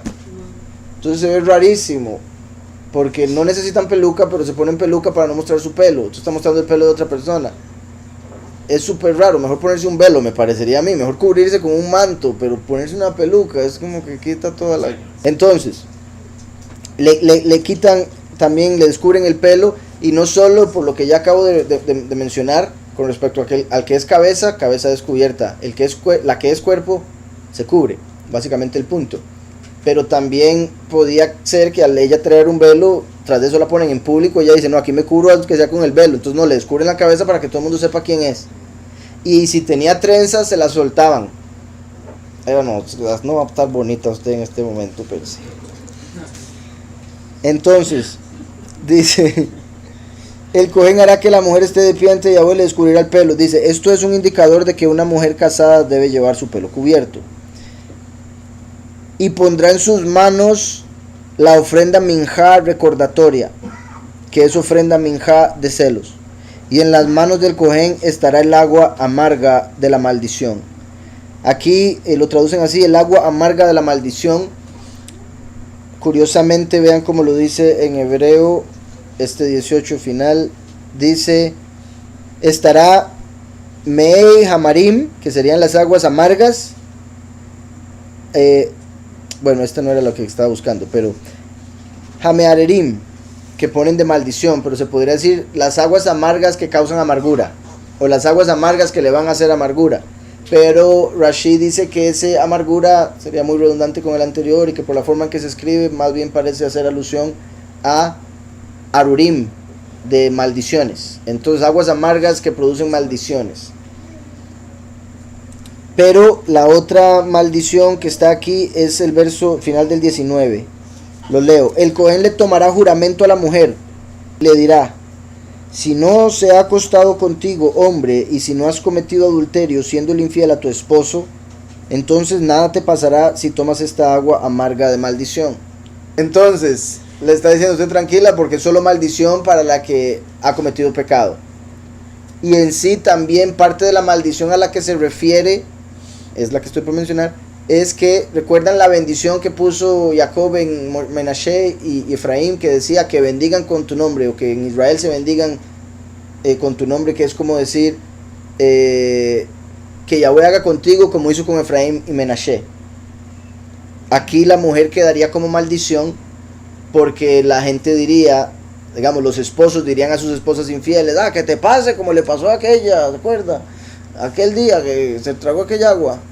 Entonces quedaba como maldición su nombre, puesto que ya todo el mundo la veía cuando le quitaban lo del cabello y demás. Su nombre quedaba como una maldición a partir de ese momento, que la usaban como para decir, por andar haciendo eso le va a pasar lo que le pasó a aquella persona, y decían el nombre, ¿verdad? Entonces dice, aquí el 18 dice, llevaban a la mujer de un lado a otro para cansarla y lograr que confiese, y así evitar borrar con el agua el nombre de Yahweh inscrito en el pergamino. Aquí, que ya se está adelantando un poco el comentario, pero escribían un pergamino, todo lo de era como un pacto que se hacía. Entonces decía, usted dice que no cometió el pecado, todo bien, ¿verdad? Entonces al final ponían ante Yahweh, entonces el nombre de Yahweh estaba ahí. Yahweh al final de todo el ritual, con el agua de Sotá, limpiaba o borraba el nombre de Yahweh del pergamino. Entonces se hacía todo lo posible para evitar borrar el nombre de ese pergamino. Entonces se le decía a la mujer, confiese, confiese, confiese, confiese, y si no confesaba, terminaban borrando el nombre. Lo cual es una muestra de cómo borrar el nombre de Yahweh es una forma de adulterio. La que adultera contra Yahweh es la congregación que borra su nombre de la vida, de la escritura, de su boca, etc. Por eso se borraba el nombre de Yahweh en este ritual. ¿Está claro? Entonces, sí, el punto es que solo el agua le iba a hacer eso a la mujer si el hombre había sido fiel. Entonces, si el hombre andaba en adulterio y está acusando a su esposa de adulterio, nada le hace a la mujer, ¿verdad? Salado, ¿quién lo tiene? Está acusando de algo que él está haciendo. Entonces, solo funcionaba si él era fiel. Entonces, decía, el Cohen le tomará juramento a la mujer y le dirá, si no se ha acostado contigo, hombre, y si no has cometido adulterio siendo infiel a tu esposo. Aquí dice, básicamente, si no te has acostado con el nombre de cuál él sospecha, o no has cometido adulterio con cualquier otro hombre que quizás no sepa, ¿verdad? Porque puede ser que la mujer diga, sí, con ese hombre no. Entonces nada te pasará si tomas esta agua amarga de maldición. Pero si le fuiste infiel a tu esposo y te impurificaste acostándote con otro hombre fuera de tu esposo, ponen aquí entre paréntesis, eso es fatal. O sea, si la mujer era culpable, dichas aguas por efecto de energías supracósmicas, le hacían hincharse hasta provocarle la muerte. Esa agua no era amarga en sí misma, sino tenía un efecto amargo para la persona culpable porque la inducía a la muerte. Entonces no era que el agua al echarle polvo se volvía amarga, no, era que al tomársela a ella, si era adúltera, tenía un final amargo, porque se hinchaba y se moría ahí. ¿Está claro? También recuerdan que particular cuando llegó el pueblo y empezó a murmurar, a hablar mal contra Moshe por haberlo sacado de Egipto, y llegaron a un lugar que habían aguas amargas. O sea, por adúlteros tenían que beber aguas amargas. Pero Yahweh le dice a Moshe, agarre un árbol, échelo en el agua, y el agua se volvió dulce. O sea, a través del sacrificio de Mashiach en el madero, las aguas amargas se van a volver dulces. El adulterio lo voy a limpiar para que pueda haber matrimonio nuevamente, para que pueda haber pacto. ¿Está claro? Entonces por eso metió el árbol en las aguas amargas y se volvieron dulces, porque el sacrificio de Yahushua en el madero purifica las aguas, nos limpia del pecado, para que el agua no sea amarga cuando la bebamos, o sea, que no nos acuse de adulterio. ¿Está claro eso? Muy importante. Entonces, dice 21, el Cohen le tomará a la mujer un juramento de maldición y le dirá, bueno, no había terminado, les había dicho que el 19 decía algo particular al final, decía aguas, no, es que sí era eso, no lo había terminado de leer. Dice, las aguas amargas de maldición. Bueno, el punto es Alá. Alá aparece ahí como maldición. Alá con Aleph, no con Ain. Con Ain es de levantar, pero Alá con Aleph lo traducen a veces como pacto, pero aquí por el contexto se muestra claramente que se refiere a maldición. Entonces por eso hemos dicho, ¿verdad? Alá, a quien adoran los musulmanes, es una maldición según el hebreo. Entonces, ahora sí, el 21. El Cohen le tomará a la mujer un juramento de maldición y le dirá que Yahweh te ponga como maldición, refiriéndose como ejemplo de maldición, ¿verdad? Y como juramento entre tu pueblo, refiriéndose a un juramento negativo, que Yahweh provoque que se te caiga el muslo y se te hinche el vientre. Ahora, normalmente lo que pasaba primero era lo del vientre, porque el agua entraba primero al vientre, al estómago, y después se le hinchaba el muslo. Pero menciona primero el muslo porque el adulterio habría empezado por el muslo. Por un lado porque usó las piernas para ir a donde adulteró, y por otro lado por los cariñitos, ¿verdad? Empiezan por ahí. Y tras de eso, que recuerden que el muslo está conectado en el sentido de eufemismo por el hebreo, que no tiene órganos sexuales en el cielo, por ende, como el idioma es celestial, no tienen el vocabulario palabras para órganos sexuales. Entonces el muslo, cuando Abraham le dice a Eliezer que ponga su mano en el muslo, se toma que tomaba los testículos, juraba por lo más importante para el hombre. Entonces en cierta forma se podría ver aquí el muslo como los órganos sexuales que fueron la caída en el adulterio.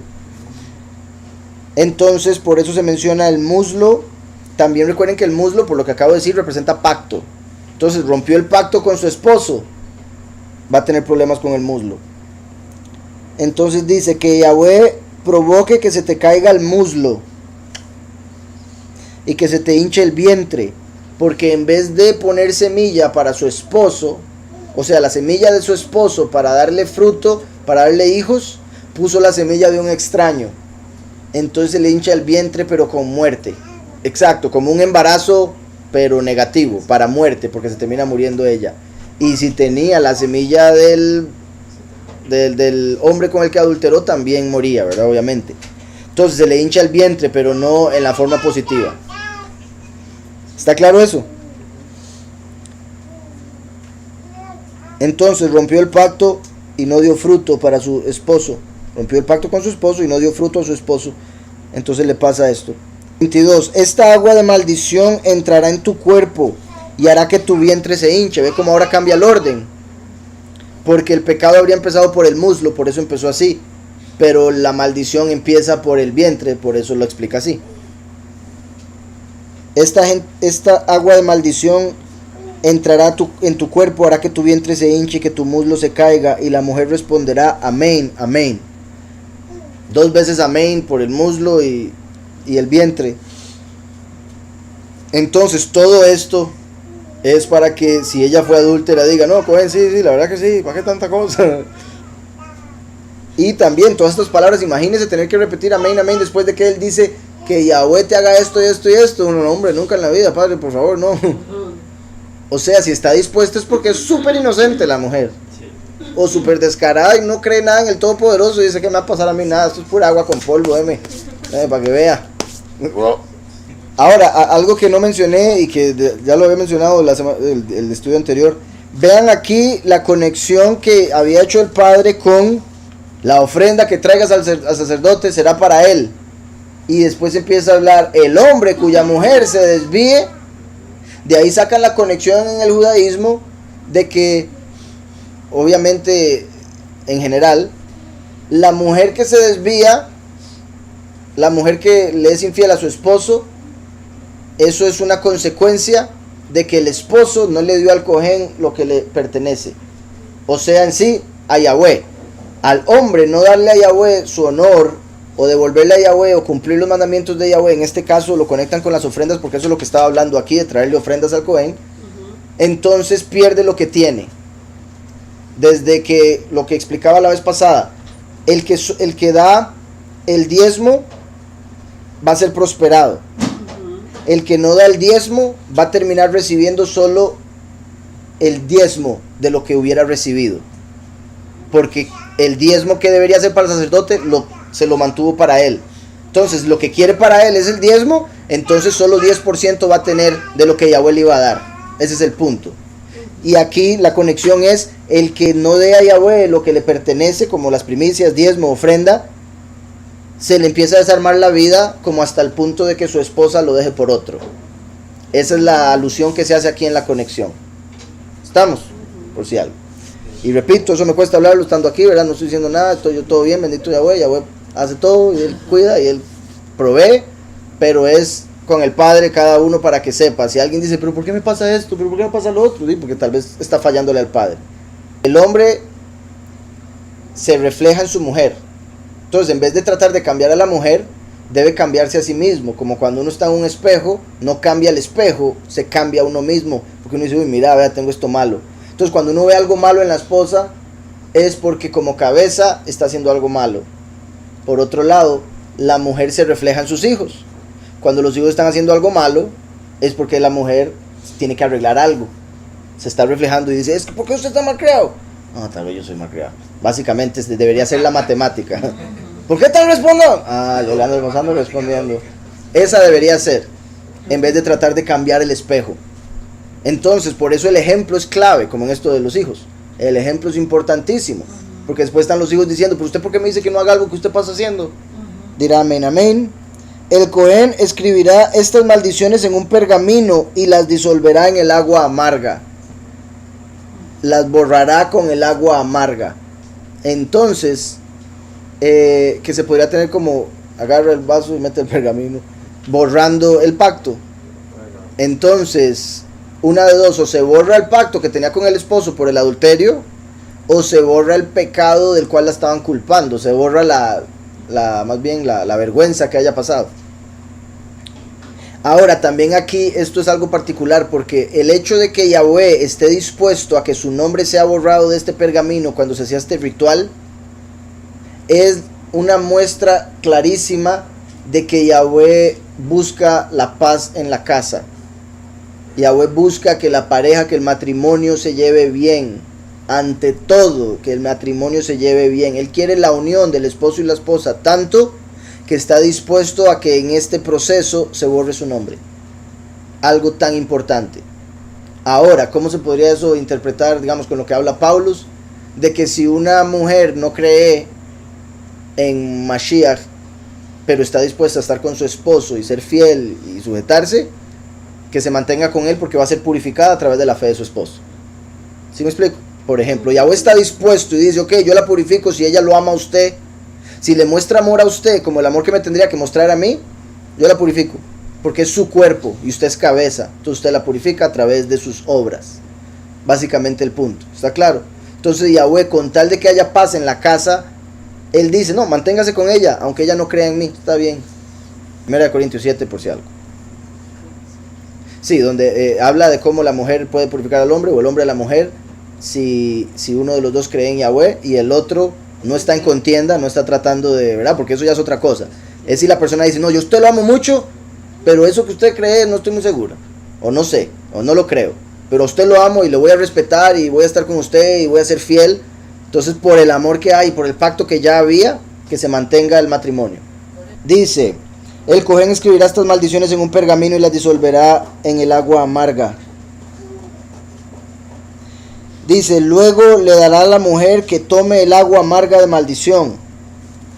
Según verso 25 y 26, primero había que quemar la minjá, o sea, se quemaba la ofrenda y después tomes el agua.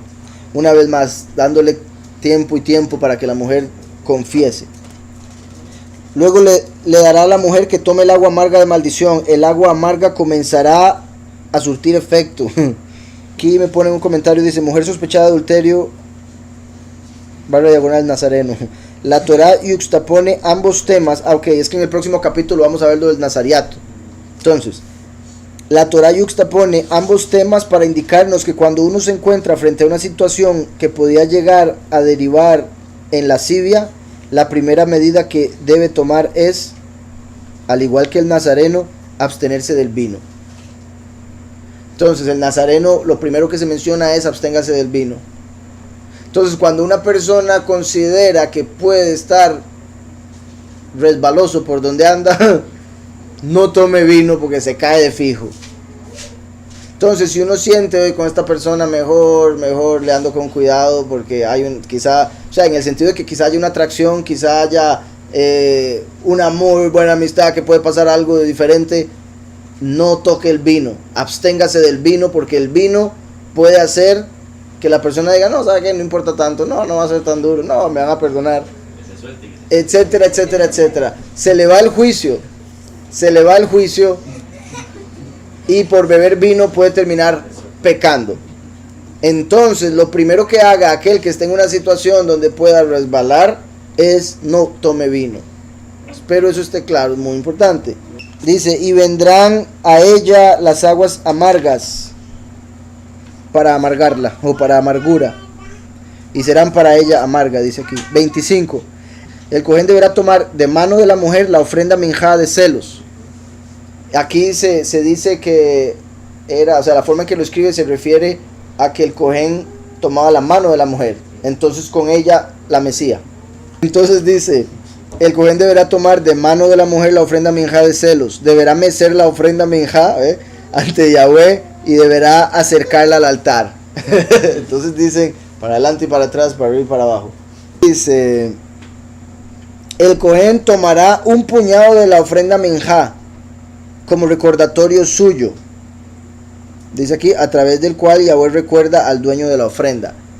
Entonces agarra, la forma en que se agarraba era con los 3 dedos del medio, se metía en la ofrenda y se agarraba. Entonces todo lo que pudiera agarrar con 3 dedos, eso era para el Cohen. Entonces el Cohen tomará un puñado de la ofrenda minjá como recordatorio suyo y lo hará quemar en el altar. Después hará que la mujer beba aquel agua. 27. Cuando la mujer tome el agua, si se impurificó y le fue infiel a su esposo, y ahí lo ponen de dos maneras. Por una, porque puede haberse vuelto impura con el hombre que el esposo le dijo que no se metiera, o le pudo haber sido infiel con otro hombre. O también se puede ver porque no hizo caso y se escondió con el hombre.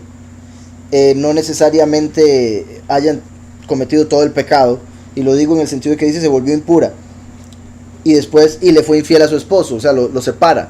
Dice,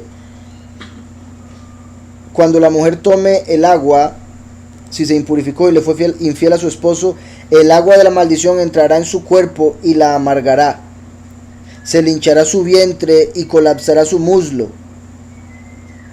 Aquella mujer será maldición entre su pueblo. Entre su pueblo. Entonces eso quiere decir que entre los más conocidos, o sea, con los que más le importa, va a haber vergüenza y la van a conocer como alguien que fue maldita por el Todopoderoso, y por ende utilizarían el nombre de ella para decir, cuidado cuando usted infiel, porque si no le va a pasar lo que le pasó a aquella señora. Entonces, se hinchará su vientre y colapsará su muslo. Aquella mujer será maldición entre su pueblo. Pero si la mujer no se impurificó, significa que es pura, y entonces quedará limpia y podrá concebir. Entonces, como se pensó algo de ella que no era justo, ahora queda embarazada de su esposo, ¿verdad? Porque tristemente, no dudo yo, la mujer toda ofendida y mala con el esposo porque la trajeron ahí. Pero en ese tiempo era un poco diferente ahora, ¿verdad? En el sentido que la mujer amaba el estar casada y amaba el tener hijos. Entonces, el que quede libre de la culpa, todo el mundo se da cuenta, uy, no, qué vergüenza, pobrecita, lo que le pasó, ¿verdad? Todos los que la estaban viendo. Y ahora por bendición, Yahweh hace que quede embarazada. Entonces su vientre le crece, pero no por hinchazón. Le crece, pero con el fruto de su unión con su esposo. Entonces el pacto se mantiene, conexión con el muslo, ¿verdad? El matrimonio se mantiene porque no hubo infidelidad. Y ella queda embarazada en vez de que se le hinche el vientre. Dice aquí, es decir, si la prueba de las aguas amargas dio negativo, demostrando que ella es inocente, significa que es pura, o sea, es inocente, no solo de esta falsa acusación, sino de toda acusación de inmoralidad que su esposo le haya imputado con anterioridad. Porque la prueba de las aguas amargas no solo prueba la inocencia de la mujer en el caso particular que se le achaca, sino también tiene efecto retroactivo, que es parte de lo que estaba mencionando el hermano. Ahí también se puede probar si el hombre es el que anda mal.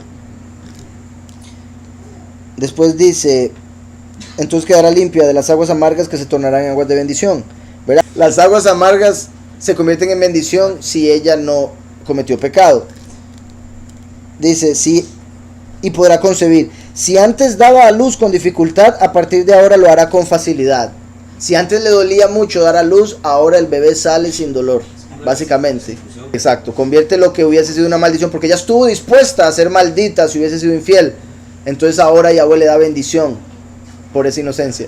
Y podemos ver la que se amarga con el agua de Sotá, como los muchos que mueren por haber sido infieles hasta el final.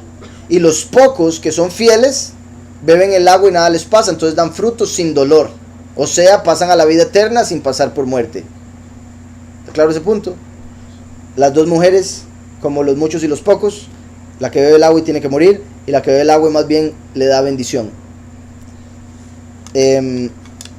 Después dice aquí, y si, oigan esto, y si daba luz, chicos, de aspecto desagradable, a partir de ahora será lo contrario. Entonces el 29 dice, esta es la Torá de celos. Esta es la Torá de celos para la mujer que se desvíe en vez de estar con su hombre y se vuelva impura. Si un hombre siente celos contra su esposa, él deberá advertirle, ¿verdad? Primero le tiene que avisar, mira, estoy sintiendo celos. Qué raro. Estoy pensando algo que no debería pensar. ¿Verdad? Si entonces la persona le advierte y le dice, estoy sintiendo celos con tal persona, por favor, evite hablar con esa persona, o si va a hablar, que sea lo necesario y toda la cuestión. ¿Verdad? Por razones obvias, ¿verdad? No es, ¿verdad? Que no empiece un hombre con caprichos, a usted no le puede hablar a nadie, oiga, cuidado, ¿verdad? Que eso ya son problemas mentales de otro tipo. Entonces, de hecho, ¿verdad? En el judaísmo es completamente prohibido que personas de diferentes sexos estén a solas en algún lado, y si está casado, la persona del otro sexo no puede ni siquiera tocar así a la persona casada. Entonces es un montón de leyes pero eso se vuelve, me imagino, una prisión, ¿verdad? Porque también uno debería ser seguro de la persona que tiene, seguro de quién es uno mismo y todo lo demás, y saber que si la persona es infiel también es problema de la persona, en el sentido de que tiene problema de infidelidad, ¿verdad?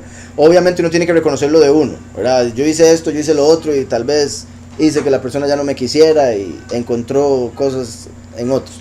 Pero cuando uno haga todo lo que tiene que hacer ante el Padre, si la persona fue infiel, completo problema de esa persona. Dice,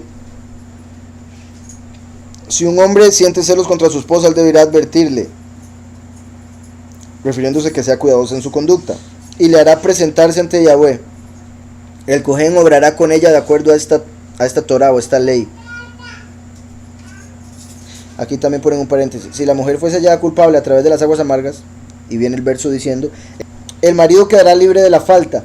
Aquí se refiere a el marido no se tiene que sentir culpable por haberla llevado, queda libre de cualquier pecado, de cualquier falta.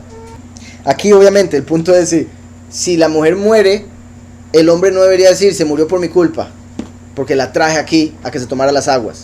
Entonces no es culpa del hombre si la mujer muere, es culpa de ella porque adulteró y no estuvo dispuesta a confesar en todo el momento que se le dio. Por eso es que dice el hombre quedará libre de culpa. ¿Está claro? El marido quedará libre de la falta y la mujer deberá sobrellevar su transgresión, si fue culpable obviamente. Y ponen en paréntesis, la muerte de la esposa a raíz de este procedimiento podría generar en el esposo un complejo de culpa, como síndrome de las aguas amargas, así le llaman. Por eso el verso remarca que está libre de toda responsabilidad. Fue la decisión de ella, en pocas palabras, estuvo de acuerdo, dijo amén y amén cuando le dijeron te morís si te tomas esto y has sido infiel. ¿Está claro? Y espero no sea necesario tener que ir a leerlo, pero como les digo, esto se conecta, hay quienes ven el origen del agua de Sotá con esa primer rebelión de esa entidad llamada Lilith, y se dio un reflejo clarísimo mostrando cómo el agua de Sotá y la mujer ahí representa al pueblo entero. Cuando el pueblo se desvió con el becerro de oro, Moshe le vio y por eso hizo el becerro de oro polvo, lo mezcló con agua, polvo con agua, agua de Sotá. Se lo dio a beber al pueblo como dárselo a beber a la mujer que está siendo acusada de adulterio. Y aquellos del pueblo que habían adorado al becerro de oro, pero que no lo decían, se murieron, como la mujer que no confesó su adulterio, murió cuando bebió el agua. ¿Está claro? Entonces agua de Sotá se conecta con el becerro de oro, que curiosamente se dio este mes, lo del becerro de oro. Clara lo que estaba mencionando ahora con las aguas amargas a las que llegó el pueblo, pero ahora la escritura habla en Apocalipsis de que en las trompetas, por el pueblo haber hecho lo malo, Yahweh va a envenenar las aguas, que va a caer Ajenjo, una estrella llamada Ajenjo, y va a envenenar los ríos para que la gente no pueda beber agua. Yahweh está mostrando con esa trompeta que amarga las aguas que está revelando la infidelidad del mundo. Además, recordemos que las trompetas son un juicio en contra de una tercera parte, como el tercio de los ángeles que cayeron con Lucifer. Entonces, como he dicho, los primeros 3 años y medio es juicio contra los que dicen ser creyentes. Los últimos 3 años y medio juicio contra las naciones, que ni saben qué creen, o que creen en montones de religiones falsas que no tienen nada que ver con la escritura. Entonces, las trompetas tienen que ver directamente con los que se han desviado a través de los ángeles de Lucifer, por eso se juzga un tercio. Y es en las trompetas donde cae Ajenjo.